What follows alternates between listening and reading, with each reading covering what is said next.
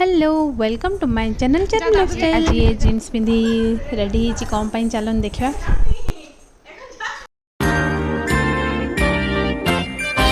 आम कौटी पहुँची गलु देखो पूरी आम राति बाहर थिलु आउ सकाळे आसी पहुँची गलु पूरी रे।